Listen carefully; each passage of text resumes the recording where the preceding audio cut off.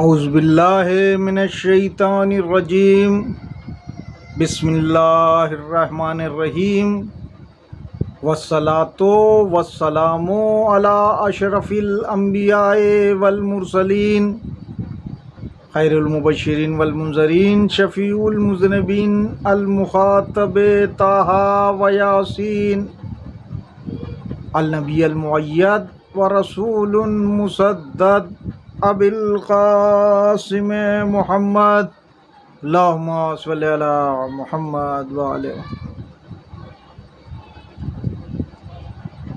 सुम्मा सलाता अला वलियही व वसीयही व वज़ीरही व आमिनही व अख़ीही व अशरफिल इतरतिही व ज़ुर्रियतिही व बाबिल हिकमता व नातिक़ल हुज्जही सय्यदुल मुस्लिमीना अमीरुल मोमिनीना अली इब्न अबी तालिब गालिब कुल्ले गालिब मतलूब कुल्ले तालिब इमामुल मशारिक़ वल मगारिब सय्यदुल वसीईना फ़ातिह बाब खैबर क़ातिल मरहब वंतर वालिद शब्बीर व शब्बर क़ाला फ़ी शानिही ज़रबतो अलीउन यौमल खंदक अफ़ज़लो मिन इबादतिस सकलैन सुम्मा सलाता अला आलिहि तय्यबीन अत्ताहिरीन अल मासूमीन अल मज़लूमीन वलानतुल्लाहि अला आदाइहिम अजमईन मिन यौमिना हाज़ा इला यौमिद्दीन अम्मा बाद फ़क़त क़ाल अल्लाहु तबारक व तआला फ़ी मुहकम किताबिहिल मुबीन वल फ़ुरक़ानिहिल हमीद व क़ौलुहुल हक़ बिस्मिल्लाहिर्रहमानिर्रहीम व तस्मो बिहब्लिल्लाह जमीअन वला तफ़र्रक़ू। अज़ीज़ान मोहतरम, अल्लाह की रस्सी को मज़बूती से थाम लो और फूट न डालो। कुरान की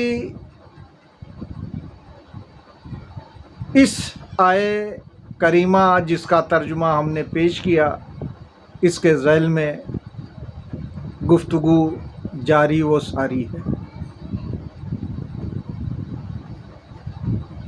हमने कल जनाबे इब्राहीम का वाक़या पेश किया था कि जिसने भी अल्लाह की रस्सी को मजबूती से थामा, यानी अल्लाह पर भरोसा किया, अल्लाह पर यकीन किया, अल्लाह पर ईमान ले आया, तो अल्लाह ने उसकी नैया पार कर दी।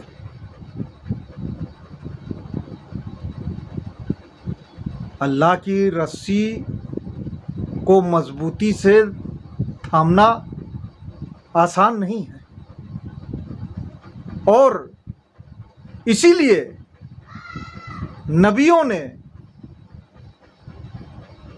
अल्लाह की रस्सी को मजबूती से थाम के लोगों को सबक दिया, लोगों को बताया कि अल्लाह की रस्सी को मजबूती से थामा जा सकता है और अल्लाह की रहमतें हासिल की जा सकती हैं, अल्लाह का इनाम व इकराम हासिल किया जा सकता है। क्योंकि दुनिया में हर तरह के लोग, अगर हमारा कोई अपना कानून नहीं होगा, अगर हमारी जिंदगी का कोई वसूल नहीं होगा, तो हम भटकते रहेंगे, हम गुमराह होते रहेंगे, हमें सीधा रास्ता नहीं मिलेगा। वो सीधा रास्ता जिसके लिए आप हर नमाज में सूरह अल-हम्द पढ़ते हैं जिसमें ये आयत है कि इहदिनस सिरातल मुस्तकीम, या अल्लाह हमें सिराते मुस्तकीम पर बाकी रख। कुछ लोग इसका तर्जुमा निकालते हैं कि हमें सीधे रास्ते पर चला। हम दोनों को मान लेते हैं। जो सीधे रास्ते पे हैं वो यही दुआ करते रहे कि या अल्लाह हमें सीधे रास्ते पर साबित कदम रख, क्योंकि वो ऑलरेडी सीधे रास्ते पर हैं। अगर किसी को कहीं जाना है और उसे पता है कि ITO से इंडिया गेट जाने का रास्ता तिलक पुल से सीधा चले जाओ, मिल जाएगा। लेकिन अगर तिलक पुल से बाएं चले गए तो प्रगति मैदान का रास्ता मिल जाएगा, दाहिने चले गए तो मंडी हाउस का रास्ता मिल जाएगा, और पीछे चले गए तो उसे दिल्ली गेट का रास्ता मिल जाएगा, दरियागंज का रास्ता मिल जाएगा, अंबेडकर स्टेडियम का रास्ता मिल जाएगा। तो रास्ते इतने सारे हैं, लेकिन जिस मंजिल तक पहुंचना है अगर उसका किसी को रास्ता पता है तो वो ये कहेगा कि सीधे रास्ते पर हम चल रहे हैं और सीधे रास्ते पर चलते रहें, भटकने ना पाएं। लेकिन वो आदमी जिसे रास्ता ही नहीं पता है, उसको रास्ता ही नहीं बताया गया है, तो उसके लिए तो ये भी है कि वो दिल्ली गेट पहुंच सकता है, अंबेडकर स्टेडियम पहुंच सकता है। अगर गलत रोड पकड़ ले और गलत रोड पकड़ ले तो वो प्रगति मैदान भी पहुंच सकता है, मंडी हाउस के रास्ते पहुंच सकता है। वो इंडिया गेट नहीं पहुंचेगा। और इंडिया गेट से अगर और आगे आपको जाना है शाह मर्दा, तो यही रोड सीधा शाह मर्दा के लिए भी जाता है, लेकिन एक गोल चक्कर आएगा जिसमें फिर कई रास्ते बटे हुए हैं, और उसके बाद वो रास्ता जो शाह मर्दा करबला के लिए, जोरबाग के लिए जाता है, उसे आपको पकड़ना पड़ेगा। तो जिसे पता है वो कहेगा कि या अल्लाह मैं भटकने ना पाऊं, इसी रास्ते पर चलता रहूं और मंजिल मकसूद यानी शाह मर्दा तक पहुंच जाऊं। लेकिन जिसे नहीं पता है तो वो तो यही कहेगा या अल्लाह मुझे सीधे रास्ते पर चला, क्योंकि मुझे सीधा रास्ता मिला नहीं है। सलावत। लेकिन शुक्र है अल्लाह का जिसने हम सबको दीन इस्लाम पर अमल करने की इंतजाम किया, नबी भेजे, इमाम भेजे। आज भी हम लावारिस नहीं है, क्योंकि हमारा नबी भी जिंदा है और हमारे इमाम भी जिंदा है। सलवा। अगर नबी जिंदा ना होते तो हम अजान में ये ना कहते मोहम्मद रसूल अल्लाह, मोहम्मद अल्लाह के रसूल हैं, फिर हम कहते थे। तो आज भी मोहम्मद रसूल हैं अल्लाह के। आज भी अली पहले इमाम हैं। आज भी इमाम हसन दूसरे इमाम हैं। आज भी इमाम हुसैन तीसरे इमाम हैं। आज भी इमाम ज़ैनुल आबिदीन चौथे इमाम हैं। आज भी मोहम्मद बाकर पांचवें इमाम हैं। आज भी इमाम जाफर सादिक छठे इमाम हैं। आज भी मूसा काजिम सातवें इमाम हैं। आज भी इमाम अली रज़ा आठवें इमाम हैं। आज भी मोहम्मद तकी नौवें इमाम हैं। आज भी अली नकी 10वें इमाम हैं। आज भी हसन अस्करी 11वें इमाम है। और आज भी हमारा इमाम जो जिंदा है, इमाम आखिरुज़्ज़मान मेहदी आखिरुज़्ज़मान जिंदा है, वो 12वें इमाम है, जिसके लिए हमारे रसूल बता गए हैं सलवात। तो आज हमें रास्ता तलाश करने की ज़रूरत नहीं है। हमारे नबियों ने, हमारे इमामों ने हमें रास्ता बता दिया। हमें उसी रास्ते पर चलना है। हाँ, इसीलिए हम जब अलहम्द का सूरा पढ़ते हैं, उसका जो तर्जुमा होता है हमारे ज़हन में, वो यही होता है, या अल्लाह हमें सीधे रास्ते पर साबित कदम रख, उन लोगों के रास्ते पर न चला जिन पर तूने अजाब नाजिल किया, जिन पर तूने गजब नाजिल किया। इससे साफ हो गया कि अल्लाह का इनाम पाने वाले कुछ अलग लोग हैं और अल्लाह के गजब का शिकार होने वाले कुछ और लोग। अगर सबने इस्लाम को ठीक तरीके से समझ लिया होता तो कोई इख्तिलाफ न होता। लेकिन आज वो ज़माना है। आज क्या, हमेशा से दो गिरोह रहे हैं, तरह तरह के लोग रहे हैं, मतलबी भी रहे हैं और इस्लाम के रास्ते पर चलने वाले भी रहे हैं। यानी ये कह दूं तो गलत ना होगा कि अल्लाह की रस्सी को मजबूती से थामने वाले भी रहे और उन्होंने अल्लाह की रस्सी को मजबूती से थामा, भले ही उनके सामने कितनी मुश्किलें आईं, कितनी परेशानियां आईं, कितने रास्ते में रोड़े आए, लेकिन उन्होंने अल्लाह एक है कहना नहीं छोड़ा, रसूल सच्चे हैं कहना नहीं छोड़ा, इमाम हादी हैं ये कहना नहीं छोड़ा। और इसी का नतीजा है कि दुनिया में ऐसी मिसालें हैं।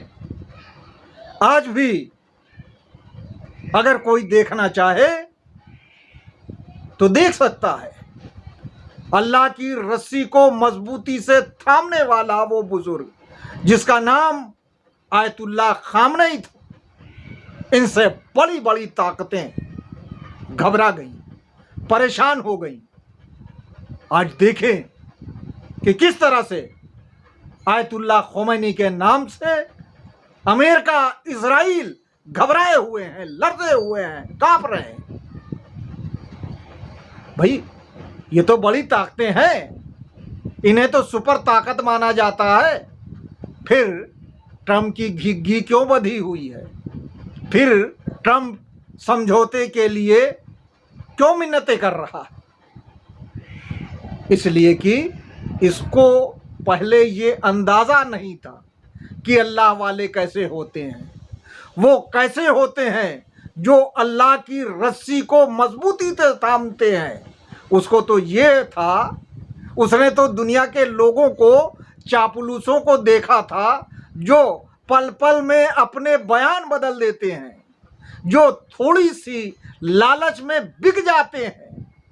आज भी देख लीजिए, बड़े बड़े सर पे अमामे हैं, लेकिन जब हक बात बोलनी होती है तो दाएं बाएं झांकने लगते हैं। मेंबर पर बैठते हैं तो हक नहीं बोलते, माल लूट रहा है, इमाम का माल बर्बाद हो रहा है, इमाम के माल को खाया जा रहा है,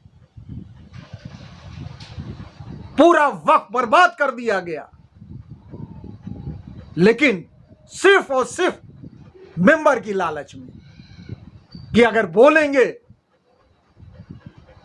तो दिल्ली का वो मजमा, दिल्ली की ये बारगाह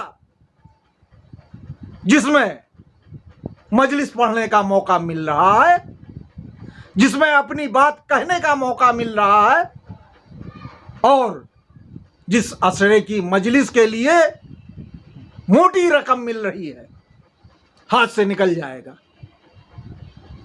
आप देख लें इसी दिल्ली में आखिर 107 आलिम दीन एक मंच पर आए थे और उन्होंने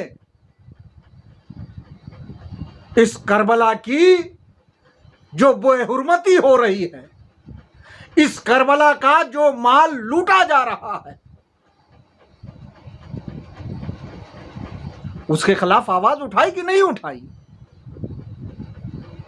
तो आज जब ये मेंबर पर बैठे हैं, लोगों से नसीहतें कर रहे हैं कि मजलिस में आओ तो वजू करके आओ। अरे भैया, ये वजू क्या, किस काम का, अगर हक बोलने की ताकत ही नहीं है? पहले खून पाक करवाओ, पहले ग़िज़ा सही करवाओ कि हराम ग़िज़ा, हराम लुक़मा दहन में न जाए, फिर अपने आप वजू भी सही हो जाएगा और जबान भी सही हो जाएगी और हक बोलने की ताकत आ जाएगी। चाहे मौलवी हो, मुल्ला हो, जाकिर हो, अगर उसके पेट में हराम का लुकमा नहीं है तो वो हक बोलेगा, उसी तरह हक बोलेगा जैसे आयतुल्लाह खामेनी हक बोलते थे। जान चली जाए लेकिन हक बोलेंगे, शहीद कर दिए जाएं लेकिन हक बोलेंगे। क्यों? क्योंकि शहादत तो बड़ा दर्जा है ना। तो फिर आप तो बहुत अच्छे जाकिर माने जाते हैं, आपका तो बड़ा नाम है, आप तो शाम से भाग के आए हैं, क्यों नहीं बोलते? हम वजू करने के लिए भी तैयार हैं, हम मजलिसों का एहतराम पूरी तरह से करने के लिए तैयार है, जो जो चीजें चाहिए वो करेंगे। हम सामाईन हैं, सामाईन कभी भी अज़ादारी के मामले में पीछे नहीं रहे। लेकिन आप जाकिर हैं, आप आलिम दीन हैं, आप सच तो बोलिए, आप वो बात तो बोलिए जिस जगह बैठकर, जिसके मेंबर से बैठकर आप बातें कर रहे हैं, गुफ्तगू कर रहे हैं, वहां से ये आवाज तो उठाइए कि इमाम बाड़े की बेहुरमती नहीं होनी चाहिए, इमाम बाड़े के माल को लूटा नहीं जाना चाहिए। क्यों नहीं बोलते? आपको किसने रोका है? सिर्फ माल और दौलत ने ही तो रोका है, सिर्फ इसी डर ने तो रोका है कि आपका असरा छीन जाएगा। लेकिन याद रखिए, अल्लाह ने कहा है वतस्मो बिहब्लिल्लाह जमीअन वला तफर्रकू, अल्लाह की रस्सी को मजबूती से थाम लो। अगर आपने अल्लाह की रस्सी को मजबूती से थाम लिया है तो आपका कोई बाल बाका नहीं कर सकता। सलवा अजीजान मोहतरम, वक्त तेजी से निकल गया, बहुत कुछ कहना था, नहीं कह सका, फजाइल बयान करने थे, नहीं बयान कर सके। लेकिन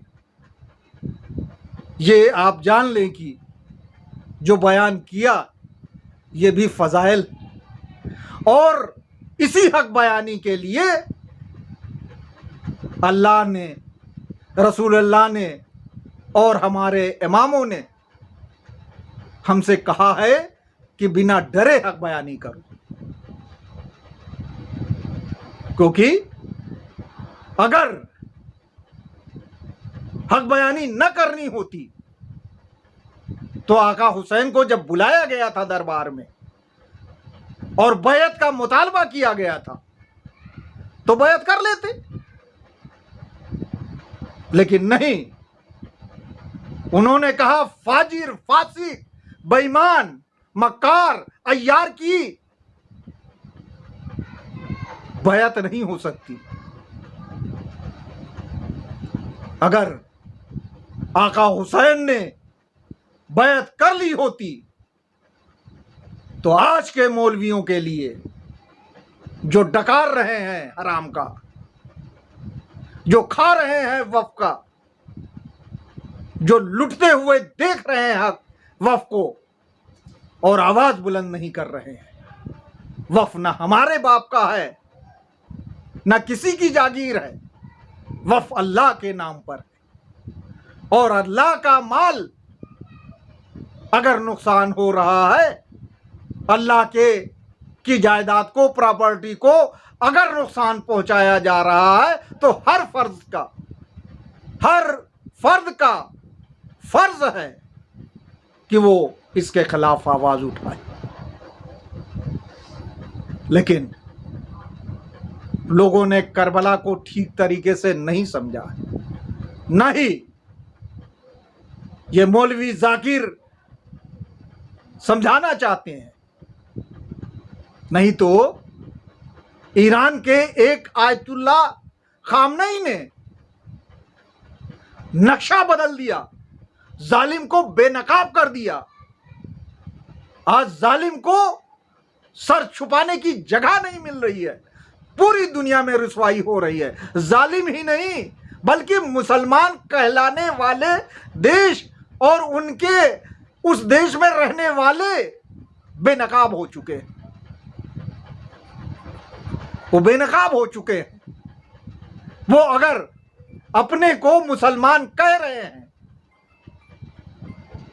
तो मुसलमान की कसौटी पर अगर परखा जाए तो वो मुसलमान कहलाने के लायक नहीं। और ये सबक अगर किसी ने दिया, दिन तो मिट चुका होता। अगर इमाम हुसैन मैदान में ना आए होते, अगर जनाबे ज़ैनब ने